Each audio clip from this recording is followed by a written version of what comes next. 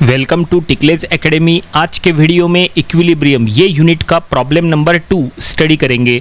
तो क्वेश्चन आपके सामने है, देखो ये समर 2019 एग्जाम में आ चुका 4 मार्क का प्रॉब्लम है।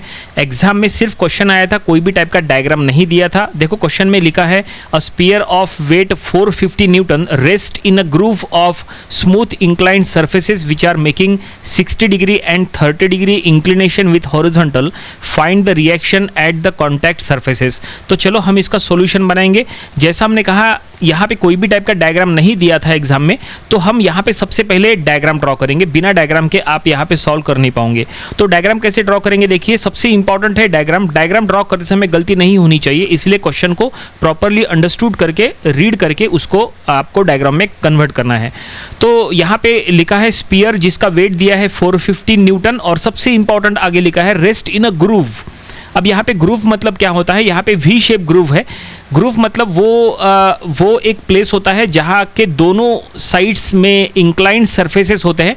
तो देखिए हमने यहाँ पे 2 इंक्लाइंड सरफेसेस यहाँ पे लिए हैं। राइट हैंड साइड का सरफेस 30 डिग्री से इंक्लाइंड लिया है, लेफ्ट हैंड साइड का सरफेस 60 डिग्री से इंक्लाइन लिया है। उससे एक ग्रूव, वी शेप ग्रूव यहाँ पे तैयार हो गया, और इसके बीच में हमें यहाँ स्फीयर रखना है। तो देखो इनके बीच में हम यहाँ पे स्फीयर रखेंगे। स्फीयर का वेट है 450 न्यूटन का, ठीक है। और यहाँ पे दोनों जो इंक्लाइंड सरफेसेस है, दोनों इंक्लाइंड सरफेसेस में कांटेक्ट हो रहा है स्फीयर का। तो जहाँ पे कांटेक्ट हो रहा है वो पॉइंट ऑफ कांटेक्ट पे हम वो पॉइंट ऑफ कांटेक्ट को ए एंड बी कहेंगे, और वही पॉइंट ऑफ कांटेक्ट पे हमें रिएक्शंस फाइंड आउट करना है। क्वेश्चन में लिखा है find the reaction at the contact surfaces, मतलब स्फीयर का कांटेक्ट इंक्लाइंड सरफेसेस के साथ जहाँ जहाँ पे है वहाँ पे आपको रिएक्शंस फाइंड आउट करना है। और ये जो डायग्राम हमने बनाया है इसमें लेफ्ट हैंड साइड में 60 डिग्री लिया है, राइट हैंड साइड में 30 डिग्री लिया है। कोई स्टूडेंट कहेगा कि सर ऐसा करना कंपलसरी है क्या? नहीं, आप चाहे तो लेफ्ट हैंड साइड में 30 लो, राइट हैंड साइड में 60 लो, उससे कोई फर्क नहीं पड़ता, ठीक है। तो फाइनली डायग्राम यहाँ पे बन के तैयार हो चुका है, और अब हमें यहाँ पे A and B point of contact पे सपोर्ट रिएक्शंस यानी ही surface reaction, contact reaction find out करना है। तो उसके लिए हमें क्या करना पड़ेगा, यहाँ पे एफबीडी ड्रॉ करना पड़ेगा। एफबीडी यानी free body diagram. FBD draw होने के बाद हम इसको सॉल्व करेंगे। वैसे ये प्रॉब्लम हमने ऑलरेडी इसके पहले लेमिस थ्योरम से भी सॉल्व करके बताए थे, हमारे यूट्यूब चैनल पे वो वीडियो आपको मिल जाएगा, ठीक है। एग्जाम में अगर कोई भी प्रॉब्लम आता है इस टाइप का, तो ज़रूरी नहीं है कि उसको इक्विलिब्रियम से ही सॉल्व करना, चॉइस आपकी है। आप उसको इक्विलिब्रियम मेथड से सॉल्व करो या आप लेमिस थ्योरम मेथड से सॉल्व करो, चॉइस आपकी है, ठीक है। तो हमने इसको लेमिस थ्योरम से पहले भी सॉल्व किए थे, चलो अब हम इसको इक्विलिब्रियम कंडीशंस का यूज़ करके सॉल्व करेंगे। देखिए यहाँ पे हमने नीचे 3 कंडीशंस लिखी है, summation of F of X equal to 0, summation of F of Y equal to 0 and summation of moment equal to 0। ये 3 इक्विलिब्रियम कंडीशंस है। हम ये कंडीशंस का यूज करके इसको सॉल्व करेंगे, ठीक है। कोई भी मेथड से सॉल्व करो, आंसर एक ही आता है, ठीक है। तो सबसे पहले हमें ड्रॉ करना है एफबीडी ऑफ स्फीयर। एफबीडी यानी फ्री बॉडी डायग्राम। तो देखो हम स्फीयर का एफबीडी बनाएंगे। तो एफबीडी ड्रॉ करते समय हम पूरा स्फीयर, ये देखिए हम ये डायग्राम को पूरा यहाँ से कॉपी करके इधर ले लेते हैं। और एफबीडी में आपको क्या क्या शो करना होता है, एफबीडी में आपको सपोर्ट रिएक्शन शो करना पड़ता है, कांटेक्ट रिएक्शन शो करना पड़ता है, सेल्फ वेट शो करना पड़ता है ना।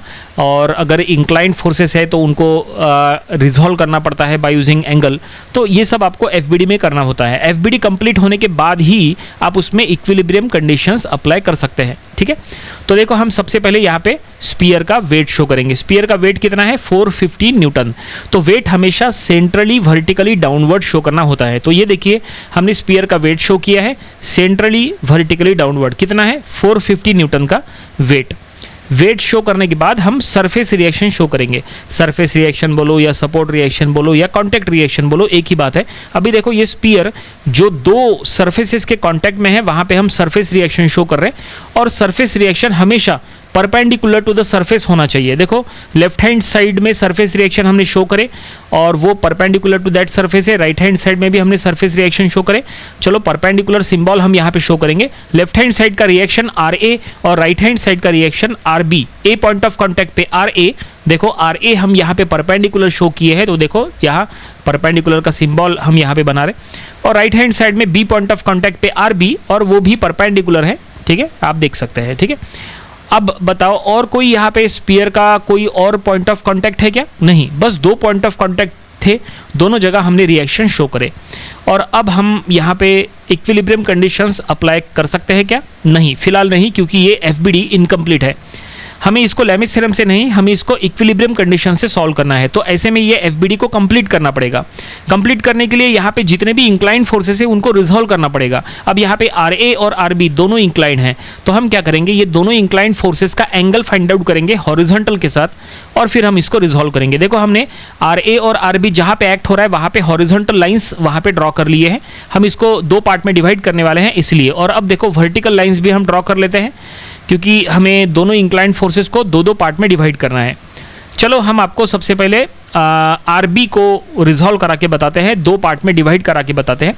लेकिन उसके पहले हम यहाँ पे एंगल शो करेंगे। जो एंगल दिए थे 60 डिग्री और 30 डिग्री, वो हमने अभी तक शो नहीं किया है। इंक्लाइंड सरफेस लेफ्ट साइड का 60 डिग्री से इंक्लाइंड था और राइट हैंड साइड का 30 डिग्री से इंक्लाइंड था। अब देखो रिएक्शन आरबी की तरफ देखो, तो आरबी जो सरफेस पे एक्ट हो रहा है वो सरफेस 30 डिग्री से इंक्लाइन है। तो नीचे अगर एंगल 30 डिग्री है तो ऊपर का भी एंगल 30 डिग्री हो जाएगा हॉरिजॉन्टली करस्पॉन्डिंग एंगल। और अगर ऊपर का 30 डिग्री है तो नीचे का 60 डिग्री हो जाएगा, क्योंकि रिएक्शन आरबी परपेंडिकुलर था। तो 90 में से 30 माइनस हो गया तो बचा 60। इसका मतलब आरबी का एंगल हॉरिजॉन्टली पता चल गया 60। इसका मतलब आरबी इंक्लाइंड फोर्स को बाय यूजिंग 60 डिग्री आप दो पार्ट में रिजॉल्व कर सकते हैं। तो आरबी का हॉरिजॉन्टल कंपोनेंट हो गया RB cos 60 and vertical component हो गया आरबी sin 60। तो इस तरह से देखो आरबी इंक्लाइंड फोर्स को हमने दो पार्ट में डिवाइड कर लिया है, दो पार्ट में रिजॉल्व कर लिया है। बिल्कुल इसी तरह हम अब आर ए इंक्लाइंड फोर्स को भी दो पार्ट में डिवाइड करेंगे, दो पार्ट में रिजॉल्व करेंगे। अगर आपको आरबी के टाइम डाउट था तो देखो आर ए में वो क्लियर हो जाएगा।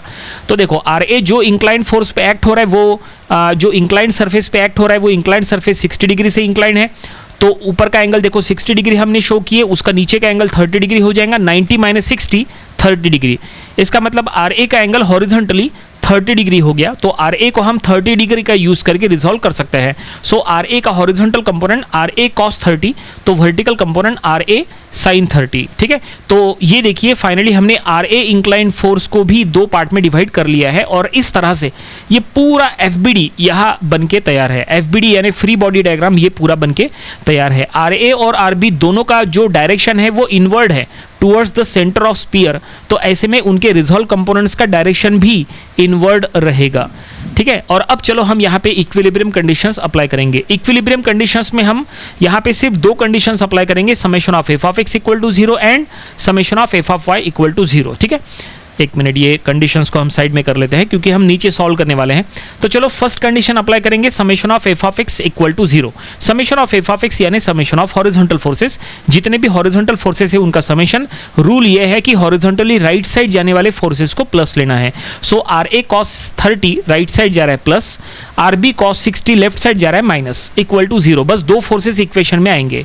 ठीक है, ये सॉल्व नहीं हो सकता, इसको इक्वेशन नंबर 1 दे दो क्योंकि इसमें दो अननोन है आर ए और आर बी। ठीक है, तो summation of F of X equal to 0 condition apply किए और हमें ऐसा इक्वेशन नंबर 1 मिला। चलो अब सेकंड कंडीशन अप्लाई करो, summation of F of Y equal to 0। Summation of F of Y यानी समेशन ऑफ वर्टिकल फोर्सेस, जितने भी वर्टिकल फोर्सेस है उनका समेशन। यहाँ पे 3 वर्टिकल फोर्सेस है। समेशन का रूल यह है कि वर्टिकली ऊपर जाने वाले फोर्सेस को प्लस लेना है, नीचे आने वाले फोर्सेस को माइनस लेना है। तो आर ए साइन 30 ऊपर जा रहा है प्लस, आर बी साइन 60 ऊपर जा रहा है प्लस, 450 नीचे आ रहा है माइनस। लेकिन 450 को जब आप राइट हैंड साइड में शिफ्ट करेंगे तो वो प्लस हो जाएगा। तो देखो हमने इक्वेशन नंबर 2 उसको दे दिए।